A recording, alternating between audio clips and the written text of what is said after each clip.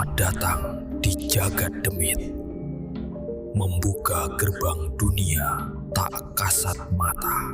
Assalamualaikum warahmatullahi wabarakatuh. Selamat datang di Jagat Demit. Siapkan nyali kalian, karena malam ini kita akan membahas kisah nyata pesugihan yang berujung tumbal darah daging. Sebelum mulai, tulis di kolom komentar, kalian nonton dari kota mana dan jam berapa sekarang, biar kita tahu siapa saja yang masih terjaga malam ini. Namanya mulai ramai dibicarakan warga sejak awal tahun itu. Warung nasi gudeg Q Darmi yang dulu cuma berupa bangunan semi permanen beratap seng di sudut kampung, mendadak tak pernah sepi pembeli. Letaknya masih di wilayah pinggiran Yogyakarta, bukan di pusat kota, bukan di jalur wisata, tapi entah bagaimana, setiap pagi sebelum subuh antrean sudah mengular sampai ke ujung gang. Orang-orang datang bukan hanya dari kampung sekitar, tapi juga dari luar daerah. Ada yang bilang tahu dari sopir travel, ada yang bilang dari media sosial, tapi warga lama tahu betul. Dulu warung itu nyaris tak terdengar namanya. Aku masih ingat, betul, bagaimana dulu Yudarmi sering duduk termenung di bangku panjang depan warungnya. Panci gudegnya besar, tapi isinya tak pernah benar-benar habis. Kadang sampai siang masih tersisa separuh, lalu dibagikan ke tetangga supaya tidak basi. Puh, Parti pernah berbisik padaku, "Kasihan Yu, Darmi masoknya enak, tapi rezekinya seret." Waktu itu tak ada yang menyangka, hanya dalam hitungan bulan, keadaan akan berbalik seperti dibalik oleh tangan tak terlihat. Perubahannya tidak bertahap, tidak pelan-pelan, ya seperti ledakan. Tiba-tiba saja, satu pagi warung itu dipenuhi orang. Motor berjajar rapat, mobil parkir sampai menutup akses rumah Pak Wiryo di seberangnya. Orang-orang berdiri sambil memegang nomor antrean yang ditulis tangan di kertas kecil. Bau gudegnya lebih pekat dari biasanya. Manisnya seperti menempel di udara. Aku sempat berpikir mungkin resepnya berubah. Mungkin Yudarmi menemukan racikan baru. Tapi rasa heranku tidak berhenti di situ. Karena bukan hanya pembelinya yang bertambah. Uangnya juga seperti tak ada habisnya. Dalam waktu singkat, warung yang dulu berdinding papan diganti tembok permanen. Catnya kuning, cerah. Spanduk besar bertuliskan Gudeg Q Darmi asli Jogja terpasang mencolok. Ia merekrut 2 karyawan. Tambahan, Mas Bagas salah satunya, pemuda kampung sebelah yang terkenal rajin. Setiap pagi ia kewalahan melayani pembeli. Baru jam 5 sudah kayak pasar tumpah. Katanya, suatu hari sambil tertawa kecil, tapi matanya menyiratkan lelah yang aneh. Warga mulai bertanya-tanya, bukan soal ramainya saja, tapi soal waktunya. Karena sebelum warung itu meledak, Yudarmi sempat menghilang 3 hari tanpa kabar jelas. Katanya, ziarah ke arah lereng Gunung Merapi. Katanya, mencari ketenangan. Tapi setelah ia pulang, tak sampai 2 minggu. Keajaiban itu terjadi. Seolah ada pintu rezeki yang dibuka lebar-lebar. Terlalu lebar untuk ukuran warung kecil di gang sempit. "Rezeki mah gak kemana," ujar Yudarmi, setiap kali ada yang memuji keberuntungannya. Namun cara ia mengatakannya membuat bulu kudukku meremang. Senyumnya lebar, tapi matanya tidak benar-benar tersenyum. Ada kilat aneh di sana. Seperti orang yang menyimpan rahasia besar. Pak Wiryo paling vokal soal perubahan itu. "Saya ini tinggal di sini puluhan tahun," katanya suatu malam di pos ronda. "Warung gudeg di Jogja itu banyak. Enak-enak semua, tapi nggak pernah ada yang secepat ini ramainya." Ia menyalakan rokok dengan tangan sedikit gemetar. "Kecuali kalau ada yang bantu. Kami semua tahu maksudnya. Tapi tak ada yang berani menyebut kata itu keras-keras." Ada kejadian kecil yang membuatku semakin tak tenang. Suatu pagi, saat langit masih gelap, aku melewati depan warung karena hendak ke musala. Pintu dapur terbuka sedikit. Dari dalam terdengar suara seperti Yudarmi sedang berbicara pelan. Bukan suara orang menerima telepon. Lebih seperti orang berbisik pada seseorang yang berdiri sangat dekat. Aku berhenti sejenak, mencoba memastikan. Lalu terdengar kalimat lirih, "Nanti malam lagi." Seperti biasa, aku mempercepat langkah, tanpa menoleh lagi. Sejak warung itu ramai, suasana kampung berubah. Lebih hidup memang, tapi juga lebih bising. Setiap hari, ada wajah-wajah baru. Orang-orang yang tak dikenal keluar masuk gang sempit kami. Rina, anak semata wayang Yudarmi, jarang terlihat bermain di luar seperti dulu. Ia lebih sering berdiri di ambang pintu, memandangi kerumunan dengan tatapan kosong. Pernah aku menyapanya, "Sekarang warung ibumu laris ya, Rin?" Ia tidak menjawab, hanya menunduk, lalu masuk ke dalam rumah. Keanehan lain mulai terasa saat beberapa pembeli mengaku mengalami hal janggal. Bu Parti bercerita bahwa ia pernah datang paling pagi, bahkan sebelum karyawan tiba. Tapi dari dalam dapur sudah tercium aroma gudeg yang matang sempurna, seolah dimasak sejak tengah malam. Padahal lampunya mati semua, katanya lirih. Saya sampai merinding sendiri. Tapi anehnya, tak ada satupun pelanggan yang mengeluh soal rasa. Semua justru memuji. Gudegnya disebut lebih legit, lebih dalam rasanya. Ayamnya empuk sampai ke tulang, telurnya meresap sampai ke kuningnya. Seolah bukan hanya dimasak dengan bumbu, tapi dengan sesuatu yang tak kasat mata. Aku mulai memperhatikan kebiasaan Yudarmi. Setiap tengah malam, lampu dapurnya menyala, asap tipis keluar dari cerobong. Padahal menurut Mas Bagas, proses memasak biasanya dimulai jam 3 pagi. Pernah suatu kali aku terbangun karena suara seperti benda jatuh dari arah belakang rumahnya. Lalu terdengar suara langkah tergesa, diikuti bunyi pintu ditutup pelan. Pagi harinya, antrean tetap mengular seperti biasa. Orang-orang tertawa, memuji, memotret makanan mereka, seolah tak ada yang aneh. Seolah kampung kami memang ditakdirkan menjadi pusat gudeg paling fenomenal di Yogyakarta. Tapi di balik semua itu, ada rasa berat yang menggantung di udara. Rasa yang tak bisa dijelaskan hanya dengan logika usaha dan promosi. Karena perubahan itu terlalu cepat, terlalu sempurna, terlalu mudah. Dan setiap kali aku melihat Yudarmi berdiri di balik etalase barunya, menerima uang dengan tangan mantap dan senyum lebar, selalu ada satu pertanyaan yang berputar di kepalaku. Kalau memang ini hanya soal kerja keras, kenapa suasana di sekelilingnya terasa seperti sedang menunggu sesuatu, seperti ada janji yang belum ditagih? Tidak ada yang benar-benar memperhatikan kepergian Yudarmi waktu itu. Di kampung kecil pinggiran Yogyakarta, orang keluar masuk rumah untuk urusan ziarah atau sowan itu hal biasa. Tapi yang membuatnya berbeda adalah caranya pergi. Dan kembali 3 hari sebelum warungnya mendadak ramai, Yudarmi pamit dengan alasan ingin menenangkan pikiran. Katanya lelah memikirkan utang bahan baku yang menumpuk. Katanya ingin berdoa supaya usahanya diberi kelancaran. Ia menyebut hendak ke arah lereng Gunung Merapi. Tidak menjelaskan tepatnya di mana. Tidak bilang dengan siapa. Hanya pergi begitu saja selepas maghrib, membawa tas kain hitam yang jarang ia pakai. Bu Parti sempat bertanya, "Sendirian, Yu?" "Iya, biar lebih khusyuk," jawabnya singkat. Sejak malam itu, rumahnya gelap, warung tutup. Rina dititipkan ke rumah saudara.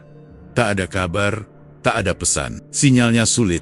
Begitu alasan yang kemudian ia berikan. Tapi Pak Wiryo bersumpah melihat Yudarmi dijemput mobil hitam tanpa plat depan malam itu. Mobil yang tak pernah terlihat sebelumnya di gang kami yang sempit. Hari pertama, tak ada yang curiga. Hari kedua, mulai ada bisik-bisik. Hari ketiga, suasana terasa again. Entah kenapa, udara di sekitar rumahnya seperti lebih dingin dari biasanya. Aku sendiri tak bisa menjelaskan. Tapi setiap kali melintas di depan rumahnya, ada bau tanah basah bercampur kembang layu yang samar tercium. Lalu ia kembali. Subuh itu, sebelum azan berkumandang, aku mendengar suara pintu pagar berderit. Aku mengintip dari balik jendela. Yudarmi berdiri di depan rumahnya, sendirian. Tas kain hitamnya tampak lebih kempis. Pakaiannya sama seperti saat ia pergi, tapi wahannya berbeda. Bukan lelah, bukan kusut, justru terlalu segar untuk seseorang yang baru pulang perjalanan jauh. Kulitnya tampak lebih cerah, tatapannya tajam. Ada sorot mata yang tak pernah kulihat sebelumnya. Seperti orang yang baru saja menemukan jawaban atas semua masalahnya. Keesokan harinya, warung langsung buka, tanpa pengumuman, tanpa promosi. Tapi, entah bagaimana, pembeli berdatangan lebih banyak dari biasanya. Seolah kabar kepulangannya menyebar lebih cepat daripada logika. Mas Bagas, yang baru direkrut seminggu sebelumnya, pernah bercerita padaku dengan suara pelan. "Mas, ada yang aneh waktu pertama saya masuk kerja, setelah Bu Darmi pulang." "Ana, gimana?" "Dapurnya sudah siap semua, gudeg sudah setengah matang. Padahal saya yakin belum ada yang masak. Kayaknya baru jam 2 pagi waktu itu." Aku hanya diam, menunggu ia melanjutkan. Dan di sudut dapur, ada kendi kecil sama bunga 7 rupa, masih basah, seperti baru ditaruh. Sejak kepulangannya dari arah lereng Gunung Merapi itu, kebiasaan Yudarmi berubah drastis. Ia jarang berbicara panjang seperti dulu. Kalau ditanya resep atau rahasia larisnya, ia hanya tersenyum tipis. Namanya usaha. Kalau waktunya datang ya datang, katanya. Tapi setiap malam, lampu dapur menyala lebih awal. Kadang sebelum tengah malam sudah terdengar suara tungku dinyalakan. Padahal sebelumnya, ia selalu mulai memasak sekitar jam 3 pagi. Sekarang seperti ada sesuatu yang mendesaknya bekerja lebih dini. Atau mungkin menyambut sesuatu. Pak Wiryo pernah bersumpah melihat bayangan berdiri di belakang Yudarmi saat ia sedang mengaduk gudeg tengah malam. Bayangan itu tinggi, lebih tinggi dari tubuhnya, dan tidak bergerak meski api tungku berkobar. Saya kira cuma ilusi, kata Pak Wiryo suatu malam di pos ronda. Tapi waktu Bu Darmi menoleh, bayangan itu nggak ikut bergerak. Tak ada yang menanggapi cerita itu dengan tawa seperti biasanya. Semua hanya saling pandang. Perubahan paling terasa ada pada sikap Yudarmi terhadap uang. Dulu, ia menghitung setiap lembar dengan hati-hati, mencatat detail pemasukan dan pengeluaran. Sekarang ia seperti tak lagi khawatir. Bahkan ketika harga bahan pokok naik, ia tetap membeli dalam jumlah besar tanpa terlihat cemas. Siala ia tahu, berapapun yang ia keluarkan akan kembali berlipat ganda. Suatu sore aku memberanikan diri bertanya langsung, "Yu, kok sekarang kayaknya rezekinya deras banget ya setelah pulang dari gunung?" Ia berhenti sebentar, menatapku dalam-dalam. Senyumnya tipis. Kadang kita cuma perlu mengetuk pintu yang tepat.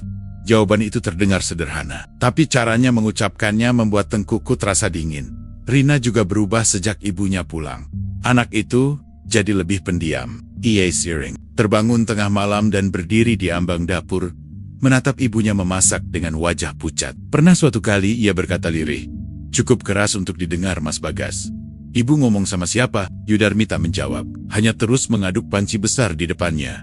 Ada satu kejadian yang tak pernah bisa kulupakan. Beberapa hari setelah warung mulai meledak, hujan deras turun di seluruh wilayah Yogyakarta. Jalanan tergenang, banyak warung lain tutup karena sepi pembeli. Tapi di warung Yudarmi, antrean justru lebih panjang dari biasanya. Orang-orang rela kehujanan demi seporsi gudegnya. Seolah ada daya tarik yang tak masuk akal. Seolah bukan hanya rasa yang memanggil mereka.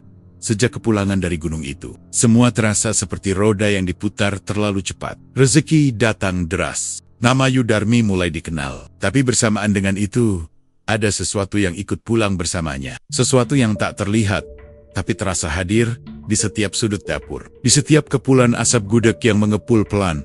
Dan setiap kali aku mengingat tatapan matanya saat pertama kembali subuh itu, aku selalu merasa ia tidak benar-benar pulang sendirian. Sejak kepulangannya dari lereng Gunung Merapi, dan warungnya mulai diserbu pembeli dari berbagai penjuru Yogyakarta, ada satu hal yang perlahan disadari orang-orang terdekatnya. Yudarmi bukan hanya berubah, tapi seperti sedang menjaga sesuatu. Bukan menjaga resep, bukan menjaga rahasia dagang, lebih dari itu. Ia seperti menjaga sebuah perjanjian yang tak boleh retak sedikit pun. Awalnya hanya kebiasaan kecil yang tampak ganjil. Ia melarang siapapun masuk dapur setelah pukul 11 malam. Bahkan Mas Bagas, yang dipercaya membantu sejak warung mulai ramai, tak pernah diizinkan lembur lewat waktu itu. "Kalau sudah jam segitu, kamu pulang saja," katanya suatu malam. "Padahal masih banyak yang harus disiapkan, Bu." "Tidak apa-apa. Sisanya biar saya." Nada suaranya tak memberi ruang untuk membantah. Mas Bagas pernah bercerita padaku, dengan wajah pucat seperti orang kurang tidur. Katanya suatu malam ia sengaja kembali karena ponselnya tertinggal. Jam, sudah hampir tengah malam. Warung gelap, tapi dari celah pintu dapur terlihat cahaya api yang berkelip. Ia mendekat pelan, berniat mengetuk. Namun sebelum tangannya menyentuh pintu, ia mendengar suara. Bukan suara mengaduk, bukan suara panci, suara bisikan. Pelan, berulang. Seperti dua orang berbicara dalam nada rendah. Tapi hanya satu suara yang terdengar jelas. Suara Yudarmi.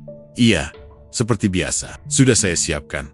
Mas Bagas mengira ada tamu. Tapi ketika ia mengintip dari celah kecil di papan pintu, ia hanya melihat Yudarmi berdiri di depan tungku, sendirian. Di hadapannya, bukan hanya panci gudeg, tapi juga sebuah tampah kecil berisi ayam cemani mentah, bunga 7 rupa yang masih segar, dan kendi kecil berisi cairan kemerahan yang tak bisa ia pastikan apa. Tidak ada siapa-siapa di seberangnya. Tapi Yudarmi menunduk sedikit, seperti sedang menghormati sesuatu yang lebih tinggi darinya. Sejak malam itu, Mas Bagas tak pernah lagi berani kembali lewat tengah malam. Aku sendiri mulai memperhatikan pola yang tak pernah berubah. Setiap malam Jumat Kliwon, warung tutup lebih awal dengan alasan stok habis. Padahal, biasanya gudegnya selalu cukup sampai siang. Lampu dapur menyala lebih terang dari biasanya. Bau kemenyan samar tercium sampai ke jalan. Pak Wiryo pernah mendekat ke pagar, mencoba melihat dari sela-sela. Ia bersumpah melihat bayangan tinggi berdiri tepat di belakang Yudarmi saat ia menaburkan sesuatu ke dalam panci. Bayangan itu tak punya wajah yang jelas, tapi bentuknya padat, seperti bukan sekadar bayang-bayang. Keesokan paginya, warung selalu lebih ramai dari biasanya. Ada satu kejadian yang membuatku yakin bahwa semua ini bukan kebetulan. Suatu sore, Rina bermain di teras rumahku. Anak itu menggambar di buku kecilnya. Tanpa sengaja aku melihat gambarnya. Ia menggambar panci besar. Ibunya berdiri di depan tungku, dan di belakangnya ada sosok tinggi berwarna hitam dengan mata merah itu. "Siapa, Rin?" tanyaku pelan. Rina menatap gambarnya lama sebelum menjawab. "Itu yang bantu ibu masak." Jawaban itu membuat napasku tercekat. "Bantu gimana?" Ibu bilang jangan cerita, nanti marah. Sejak saat itu aku tahu ada syarat yang sedang dijalankan. Syarat yang tak boleh dilanggar sedikit pun. Beberapa hari kemudian, syarat itu hampir saja dilanggar. Malam itu hujan deras mengguyur wilayah Yogyakarta. Angin kencang membuat seng belakang warung bergetar keras. Mas Bagas yang masih berada di dapur membantu memindahkan stok kayu bakar. Tanpa sengaja menyenggol tampah kecil yang biasanya diletakkan di sudut ruangan. Bunga-bunga kering berserakan ke lantai. Kendi kecil terguling, cairannya menetes tipis ke tanah. Belum sempat ia membersihkan, pintu dapur terbuka keras. Yudarmi berdiri di sana dengan wajah yang belum pernah kulihat sebelumnya. Bukan marah biasa, bukan kesal, tapi panik. "Kamu pegang apa?" Suaranya bergetar. "Saya cuma..." "Jangan sentuh itu!" Ia segera berlutut, memunguti bunga-bunga. Itu satu persatu dengan tangan gemetar. Cairan yang tumpah, ia serap dengan kain putih. Tidak ada amarah yang meledak, tapi ketakutan yang begitu nyata terpancar di wajahnya. Malam itu juga, menurut pengakuan Mas Bagas, api tungku sempat padam sendiri 3 kali. Padahal kayu bakar kering dan api sudah besar. Setiap kali padam, Yudarmi langsung menunduk dan berbisik cepat, seperti memohon maaf. Tidak sengaja, tidak akan terulang. Keesokan harinya, warung tetap ramai, bahkan lebih ramai. Tapi wajah Yudarmi terlihat lebih pucat. Ia tersenyum seperti biasa kepada pelanggan. Namun, di sela-sela itu, matanya sering melirik ke sudut dapur. Seolah memastikan sesuatu masih ada di sana. Seolah memastikan perjanjian itu masih utuh. Aku mulai mengerti satu hal. Kekayaan yang datang terlalu cepat selalu punya pagar. Dan pagar itu bukan untuk melindungi manusia dari luar, tapi untuk memastikan manusia di dalamnya tidak melanggar batas. Dan Yudarmi tahu betul, ada garis tipis yang tak boleh ia lewati. Tidak boleh lupa sesajen. Tidak boleh terlambat menyiapkan sesuatu. Tidak boleh ada orang lain menyentuh benda-benda tertentu di dapurnya. Karena mungkin, sekali saja ia lalai. Bukan hanya warungnya yang akan sepi, tapi sesuatu yang lebih besar akan datang menagih. Setelah semua berjalan seperti tanpa hambatan, tibalah masa di mana Yudarmi benar-benar terlihat menikmati hasilnya. Warung nasi gudeg miliknya bukan lagi sekadar tempat makan sederhana di sudut kampung pinggiran Yogyakarta. Ia sudah berubah menjadi bangunan permanen 2 lantai dengan papan nama besar yang menyala terang setiap malam. Orang-orang menyebutnya sebagai salah satu gudeg paling laris di daerah itu. Bahkan ada pelanggan yang rela datang dari luar kota hanya untuk mencicipi seporsi gudegnya. Dan untuk pertama kalinya sejak bertahan-tahan mengenalnya, aku melihat Yudarmi tertawa lepas tanpa beban. Dulu ia selalu menghitung recehan dengan wajah cemas. Sekarang, ia memegang setumpuk uang tunai seperti itu hal biasa. Setiap sore, setelah warung tutup, ia duduk di meja kasir baru yang mengilap, mencatat pemasukan dengan senyum puas. Kedang, terdengar ia bergumam sendiri. Alhamdulillah, akhirnya. Mobil putih baru terparkir di depan rumahnya, menggantikan sepeda motor tuanya yang dulu sering mogok. Rumah yang dulu berdinding kusam, kini dicat ulang, lantai diganti keramik mengilap. Bahkan Rina mulai masuk sekolah swasta yang cukup mahal di pusat Yogyakarta. Warga yang dulu berbisik kini mulai memuji terang-terangan. Memang sudah rezekinya. Ia kerja keras nggak pernah bohong. Yudarmi menerima semua pujian itu dengan kepala tegak. Ia tak lagi menunduk seperti dulu. Jika ada yang menyinggung soal kepergiannya ke arah lereng Gunung Merapi, ia hanya tersenyum samar. Cuma cari ketenangan, biar hati mantap, katanya ringan. Dan mungkin benar. Hatinya memang terasa mantap, setidaknya di permukaan. Warungnya kini mempekerjakan lebih banyak karyawan. Mas Bagas tak lagi sendirian. Ada 2 pegawai tambahan yang membantu di dapur dan melayani pembeli. Setiap pagi suasana riuh oleh suara piring beradu, sendok berdenting, dan pelanggan yang memuji rasa gudegnya. "Bu, ini gudeg terenak yang pernah saya makan." Yudarmi tertawa kecil. "Kalau cocok, sering-sering kesini ya." Ia menikmati semua itu. Cara orang memandangnya berubah. Dulu, ia hanya ibu warung biasa. Sekarang ia disebut-sebut sebagai pengusaha sukses. Bahkan, pernah ada wartawan lokal yang datang ingin meliput kisah suksesnya. Ia difoto di depan tungku, memegang centong kayu, dengan latar panci besar berisi gudeg yang mengepul. Aku melihat bagaimana sorot matanya berbeda ketika difoto. Ada kebanggaan yang mempuncak. Ada rasa menang setelah lama merasa kalah oleh keadaan. Namun di sela kebahagiaan itu, ada kebiasaan yang tak pernah ia tinggalkan. Setiap malam, setelah semua karyawan pulang dan pintu warung dikunci, ia tetap masuk ke dapur sendirian. Lampu menyala redup, bau kemenyan tipis tercium sampai ke halaman. Tapi di siang hari, ia seperti orang yang sama sekali tak menyimpan rahasia. Ia mulai mengenakan perhiasan emas tipis di pergelangan tangannya. Bajunya lebih rapi, ucapannya lebih tegas, bahkan caranya berjalan berubah. Lebih percaya diri, lebih mantap. Ketika Pak Wiryo pernah bercanda setengah serius, "Wahyu, sekarang sudah jadi orang besar nih." Ia menjawab dengan nada ringan, tapi penuh arti. "Semua orang bisa kalau berani ambil kesempatan." Kalimat itu terdengar biasa, tapi entah kenapa, setiap kali ia mengucapkannya, ada sesuatu yang membuat suasana hening sejenak. Rina pun mulai terlihat menikmati hidup yang lebih layak. Ia punya sepeda baru. Tas sekolahnya bermerek, tapi anak itu tetap tak banyak bicara. Ia sering duduk di sudut warung, memandangi ibunya melayani pembeli dengan ekspresi yang sulit kuterjemahkan. Bukan sedih, bukan senang, lebih seperti waspada. Suatu sore, ketika warung sedang sangat ramai, aku berdiri agak jauh memperhatikan. Yudarmi tampak begitu sibuk menerima uang, memberi kembalian, tersenyum pada pelanggan. Ia terlihat bahagia, benar-benar bahagia. Namun di balik kepulan asap gudeg dan riuhnya suara pembeli, aku melihat sesuatu yang lain. Di sudut dapur, di area yang biasanya tak disentuh siapapun selain dirinya, tampak-tampak kecil terletak rapi. Bunga 7 rupa selalu baru. Kendi kecil tak pernah absen, tidak pernah terlupa, tidak pernah kosong. Kebahagiaan itu seperti taman yang dirawat dengan disiplin ketat. Tak boleh ada satupun aturan yang terlewat. Dan mungkin disitulah letaknya. Yudarmi sedang berada di puncak. Ia menikmati kekayaan yang dulu hanya ada dalam angan-angan. Ia menikmati rasa dihormati, dipuji, diperhitungkan. Ia menikmati hidup tanpa takut kekurangan. Tapi semakin tinggi seseorang berdiri, semakin jealous. Bayangan di belakangnya terlihat. Dan meski ia tampak tertawa lepas di siang hari, setiap kali malam turun dan dapur kembali sunyi, ada satu momen ketika ia berdiri diam di depan tungku yang sudah padam, menatap kosong ke arah sudut gelap dapur, seolah mengingat sesuatu. Siap tahu bahwa semua kebahagiaan ini bukan hadiah cuma-cuma.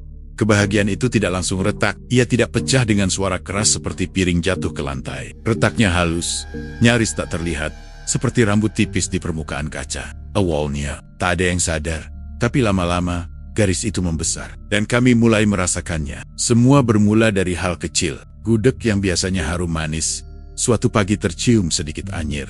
Bukan bau basi, bukan bau gosong, lebih seperti bau besi yang samar, bercampur kuah santan. Mas Bagas yang pertama kali menyadarinya. "Bu, ini baunya agak beda ya," katanya. Pelan, Yudarmi langsung menoleh cepat. Terlalu cepat untuk sekadar menanggapi komentar biasa. "Perasaan kamu saja," jawabnya singkat. Ia mencicipi sedikit, lalu tersenyum tipis. "Normal kok." Dan anehnya, pelanggan tak ada yang mengeluh, bahkan tetap memuji. Tapi bagi yang terbiasa mencium aroma dapur setiap hari, perbedaan itu nyata. Bau itu datang hanya sesekali. Biasanya, menjelang subuh, saat dapur masih sunyi dan lampu menyala redup. Lalu Rina mulai sering sakit. Anak itu awalnya hanya mengeluh pusing, lalu demam tanpa sebab. Dokter mengatakan hanya kecapekan. Tapi demamnya selalu muncul pada malam-malam tertentu, terutama setelah dapur dipakai lebih lama dari biasanya. Suatu malam, sekitar pukul 2 dini hari, terdengar suara benda jatuh dari dalam rumah Yudarmi. Aku terbangun karena suara Rina menjerit. Keesokan paginya, Yudarmi tetap membuka warung seperti biasa. Wajahnya sedikit pucat, tapi senyumnya dipaksakan. "Anakmu kenapa, Yu?" tanya Bu Parti. "Masuk angin saja," jawabnya cepat. Namun Rina terlihat semakin kurus. Matanya sering kosong. Ia tak lagi duduk di sudut warung seperti dulu. Lebih sering mengurung diri di kamar. Dan kalaupun keluar, Ia tak pernah lagi menatap ke arah dapur. Suatu sore, aku berpapasan dengannya di depan rumah. Ia berdiri mematung, menatap ke atap warung. "Kamu lihat apa, Rin?" tanyaku. Ia tak langsung menjawab. Beberapa detik berlalu sebelum ia berbisik. "Itu sering di situ." "Siap." Ia menunjuk pelan ke atas atap seng yang menghadap gang, yang bantu ibu. Aku mendongak. Tak ada apa-apa, hanya bayangan antena dan kabel listrik. Tapi entah kenapa, udara di sekitarku terasa lebih berat. Tak lama setelah itu, Pak Wiryo mulai bercerita sesuatu yang membuat kami semua diam di pos ronda. Ia mengaku sering terbangun menjelang subuh karena merasa seperti ada yang mengawasinya. Ketika ia membuka jendela, pandangannya selalu tertuju ke arah atap warung Yudarmi. "Saya lihat bayangan tinggi," katanya dengan suara parau, berdiri diam, menghadap ke dalam dapur. "Bayangan orang?" tanya seseorang. Pak Wiryo menggeleng pelan. "Kalau orang, pasti kelihatan jelas. Ini lebih tinggi dan gak bergerak." Sejak cerita itu menyebar, beberapa warga mulai merasa enggan melewati depan warung saat masih gelap. Padahal sebelumnya, gang itu ramai oleh orang yang hendak sholat subuh atau pergi ke pasar. Tanda aneh berikutnya muncul dari dalam sumur rumah Yudarmi. Airnya yang biasanya jernih mendadak keruh kemerahan suatu pagi. Bukan merah terang, lebih seperti air bercampur tanah liat. Tapi baunya aneh, logam, seperti karat. Yudarmi buru-buru menutup sumur itu dan memesan air tangki tanpa banyak penjelasan. "Cuma kotor kena hujan," katanya. Tapi hujan tak turun. Malam sebelumnya, Mas Bagas semakin jarang bicara. Wajahnya sering terlihat tegang. Suatu malam ia mengaku padaku, hampir saja ia berhenti kerja. "Mas, saya pernah lihat sesuatu di dapur." "Apa?" "Waktu Bu Darmi lagi sendirian. Saya cuma mau ambil dompet yang ketinggalan. Saya lihat beliau berdiri diam di depan tungku yang sudah mati. Tapi di belakangnya ada bayangan lain. Dan bayangan itu bukan pantulan cahaya." Ia menelan ludah sebelum melanjutkan. "Bayangan itu seperti menunduk ke arahnya, seolah berbisik." Aku tak tahu harus menjawab apa. Warung tetap ramai, bahkan semakin terkenal di wilayah Yogyakarta. Orang luar tak tahu apa-apa tentang kejanggalan itu. Mereka datang, makan, memuji, lalu pergi dengan perut kenyang dan senyum puas. Tapi kami yang tinggal di sekitar mulai merasakan sesuatu yang berubah. Udara di sekitar warung terasa lebih dingin menjelang malam. Anjing-anjing kampung yang biasanya berkeliaran mendadak tak pernah lagi melintas di depan rumah Yudarmi. Jika dipaksa lewat, mereka akan merengek pelan. Ekor terspek. Dan yang paling membuatku tak tenang adalah kebiasaan baru Yudarmi.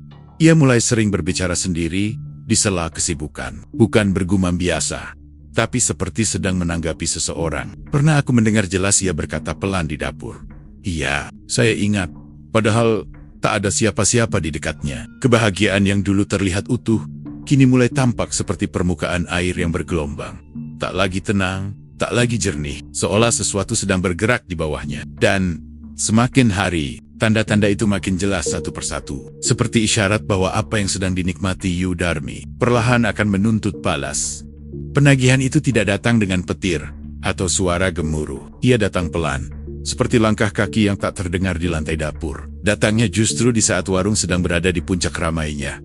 Ketika orang-orang makin yakin bahwa keberuntungan Yudarmi tak mungkin tergoyahkan. Malam itu terasa biasa saja. Warung tutup lebih larut dari biasanya karena pembeli membludak sampai hampir tengah malam. Mas Bagas membantu membereskan meja, menyapu lantai, lalu masuk ke dapur untuk memastikan semua kompor padam.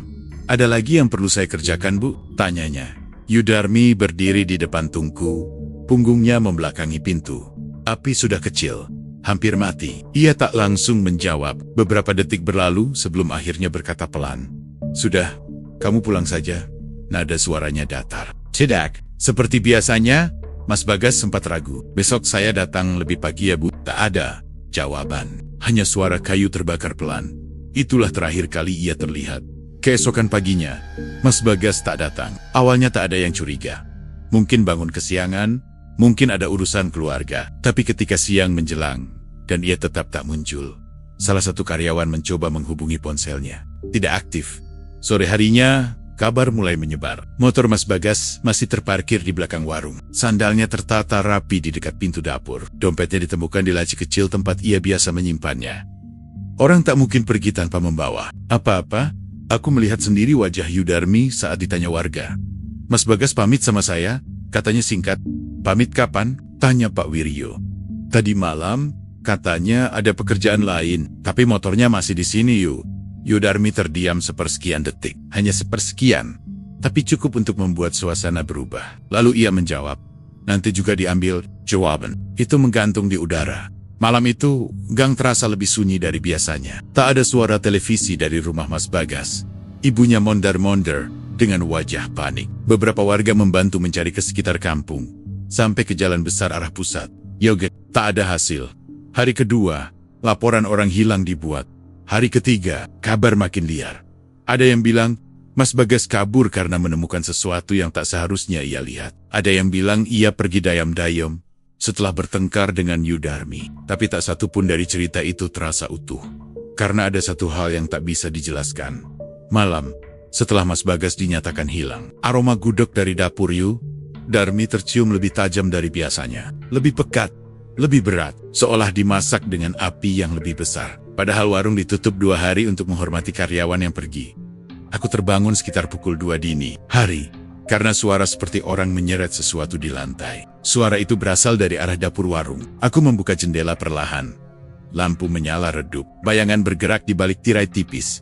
Lalu terdengar suara Yudarmi. Pelan, hampir seperti doa.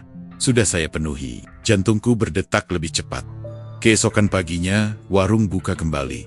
Dan anehnya, antrean lebih panjang dari sebelumnya. Seolah kabar hilangnya Mas Bagas justru tak berpengaruh apa-apa pada pelanggan. Mereka datang, duduk, makan dengan lahap. Bahkan beberapa mengatakan rasa gudeg hari itu lebih nikmat dari biasanya. Aku berdiri agak jauh, memperhatikan wajah Yudarmi pucat. Senyumnya tipis, dan tak pernah bener-bener sampai ke mata. Tangannya sedikit gemetar saat menerima uang. Tapi setiap kali ia melirik ke sudut dapur tempat tampak kecil dan kendi biasa diletakkan, ekspresinya berubah, seperti lega. Pak Wiryo akhirnya berbisik di pos ronda, ini bukan kebetulan. Tak ada yang menyanggah. Karena sejak malam hilangnya Mas Bagas, suasana di sekitar warung berubah drastis. Udara lebih dingin menjelang subuh. Anjing-anjing kampung tak lagi menggonggong, justru meringkuk diam. Dan di atap seng warung, beberapa warga mengaku melihat bayangan berdiri lebih lama dari biasanya. Tegak, diam, menghadap ke dalam dapur, seolah sedang mengawasi Rina. Semakin sering mengurung diri, suatu sore ia berkata lirih pada temannya. Cukup keras untuk terdengar oleh ibunya yang berdiri tak jauh. Yang pertama sudah diambil. Yudarmi langsung menoleh tajam. Jangan ngomong sembarangan, nada suaranya tinggi, hampir seperti orang ketakutan. Sejak saat itu, kami semua mulai memahami satu hal. Ini bukan sekadar keberuntungan yang retak. Ini adalah penagihan pertama. Dan, jika benar ada perjanjian yang sedang dijalankan, maka hilangnya Mas Bagas mungkin bukan akhir, melainkan awal dari sesuatu yang jauh lebih besar. Karena jika yang pertama sudah diambil dengan begitu mudahnya, pertanyaan yang menghantui kami semua adalah, siapa berikutnya? Sejak hilangnya Mas Bagas, Yudarmi tidak pernah benar-benar terlihat. Tenang Loji, warungnya tetap ramai, bahkan semakin dikenal di berbagai sudut Yogyakarta. Tapi ada bayangan lelah yang tak bisa ia sembunyikan. Senyumnya masih terpasang, suaranya masih terdengar ramah pada pelanggan. Namun di sela-sela itu, matanya sering kosong, seperti orang yang kurang tidur berhari-hari. Dan memang, ia mulai jarang tidur. Beberapa kali menjelang tengah malam, lampu kamar rumahnya menyala terang. Dari luar terdengar suara langkah mondar-mandir. Lalu, sekitar pukul 2 atau 3 dini hari, terdengar suara seperti orang tercekik dalam mimpi. Awalnya samar, lama-lama semakin jelas. Suatu malam aku terbangun karena teriakan yang benar-benar membuat dada bergetar. Jangan sekarang, jangan. Suara itu milik Yudarmi. Tak lama kemudian terdengar benda terjatuh, lalu suara napas tersengal. Aku mengintip dari balik jendela. Lampu rumahnya menyala semua. Bayangan tubuhnya terlihat bergerak gelisah di balik tirai. Keesokan paginya, wajahnya pucat pasi. Lingkar hitam di bawah matanya semakin jelas. Tapi warung tetap buka seperti biasa. Kurang enak badan yuk? Tanya Bu Parti. Cuma mimpi, jawabnya pendek. Namun mimpi itu tidak berhenti. Rina pernah bercerita pada temannya, yang kemudian cerita itu sampai ke telingaku. Katanya hampir setiap malam ibunya bermimpi didatangi sosok tinggi bermata merah. Sosok itu berdiri di sudut dapur, di tempat tampak kecil biasa diletakkan. Dalam mimpinya, sosok itu tidak pernah berteriak, tidak pernah marah, hanya berdiri dan berbicara dengan suara berat yang tak jelas dari mana asalnya. waktumu hampir habis. Kalimat itu terus berulang. Yudarmi mulai sering tertidur sebentar di kursi dapur saat subuh menjelang. Pernah suatu pagi, sebelum pembeli datang, ia tertidur dengan kepala tertunduk di atas meja kayu. Tiba-tiba tubuhnya tersentak keras, seperti orang jatuh dari tempat tinggi. Sendok yang dipegangnya terlempar ke lantai. Mas Bagas sudah tak ada. Karyawan baru tak berani bertanya. Mereka hanya saling pandang, lalu kembali bekerja. Suatu malam, Pak Wiryo yang rumahnya tepat berhadapan dengan warung, bersumpah mendengar dua suara dari dapur. Padahal jelas, hanya ada Yudarmi di dalam. Suara adalah suara Yudarmi. Terdengar lirih, suara lainnya, berat dan parau, seperti datang dari dalam sumur yang dalam. Aku sudah beri yang pertama. Suara Yudarmi terdengar gemetar. Lalu suara kedua itu menjawab, pelan tapi jelas, itu baru pembuka. Pak Wiryo tidak berani keluar rumah malam itu. Ia hanya menutup jendela dan membaca doa sampai subuh. Sejak mimpi-mimpi itu datang, perubahan fisik Yudarmi makin terlihat.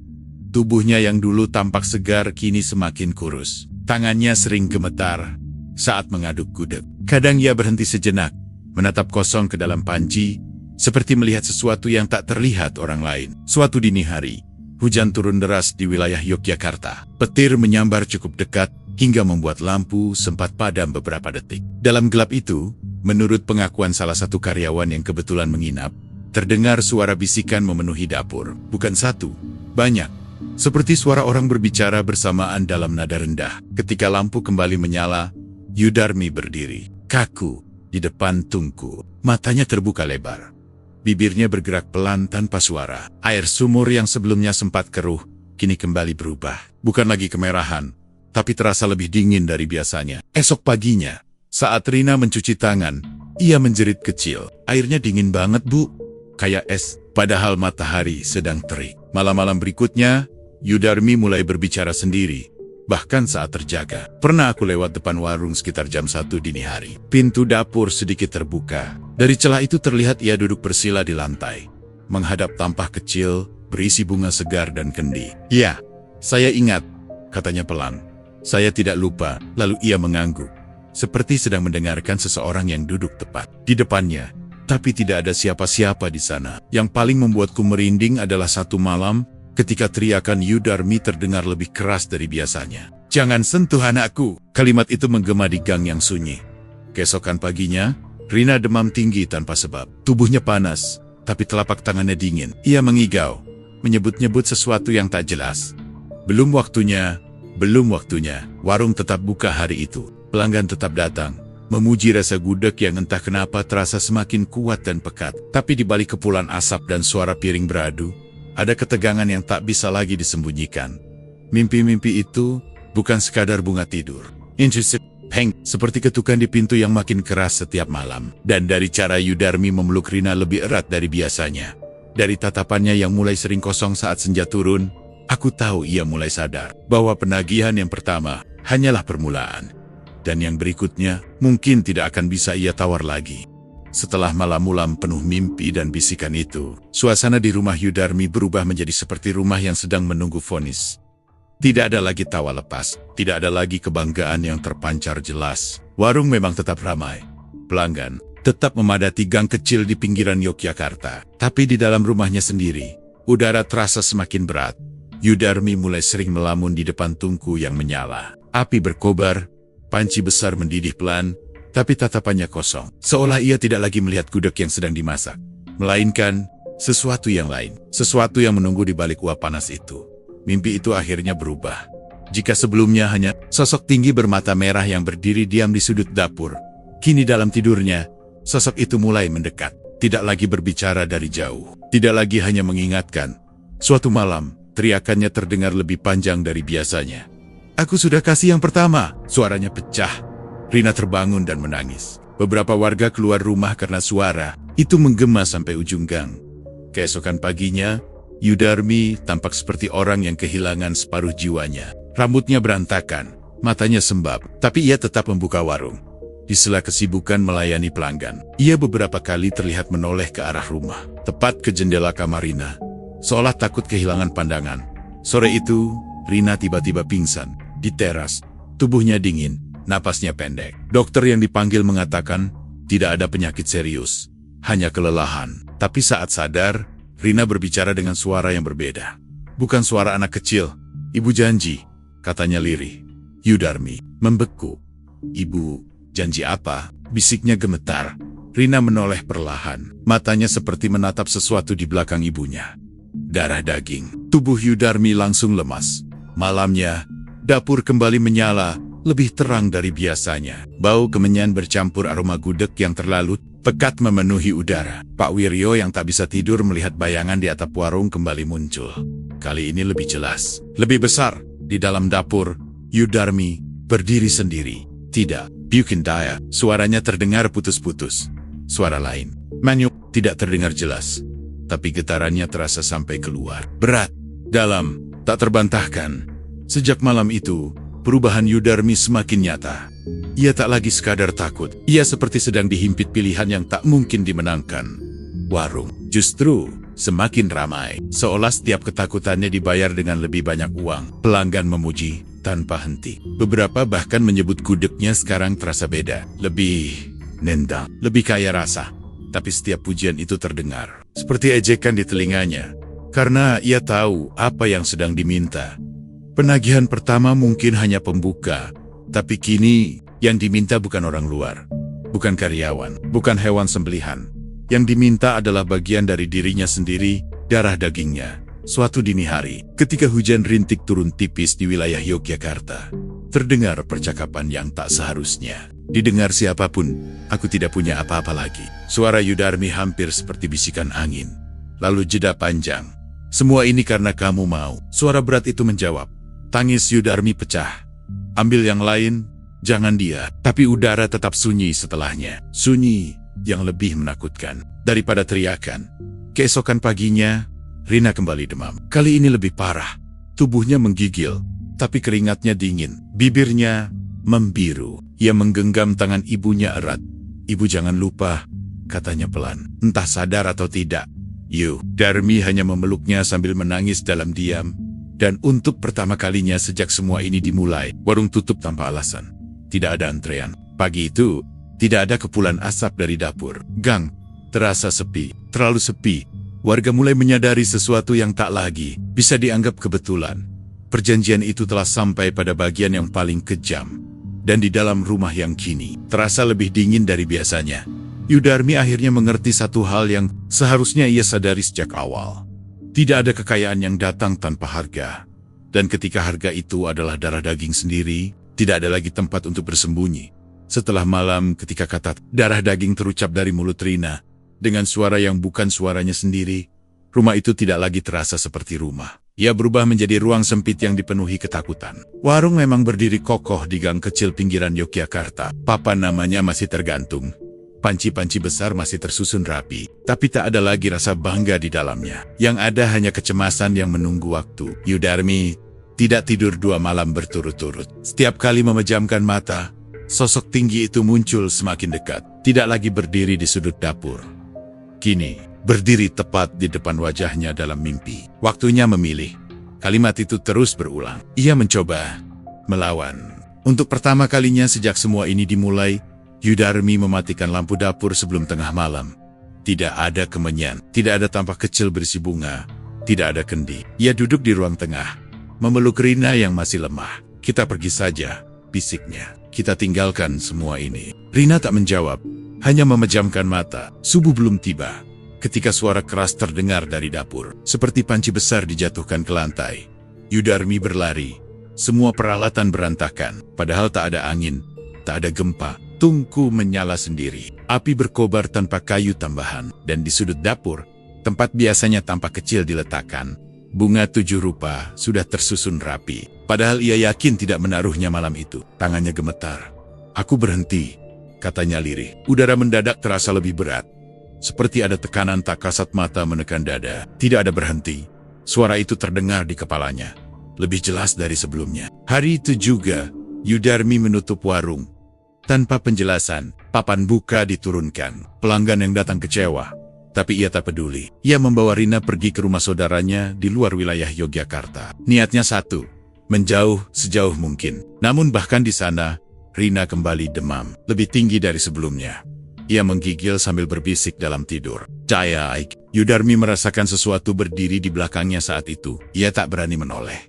Tapi bulu kuduknya berdiri. Udara di ruangan terasa dingin meski jendela tertutup rapat. Malam berikutnya, ia bermimpi berada di lereng gelap dengan siluet puncak Gunung Merapi terlihat samar di kejauhan. Sosok itu berdiri di depannya. Kau sudah terima?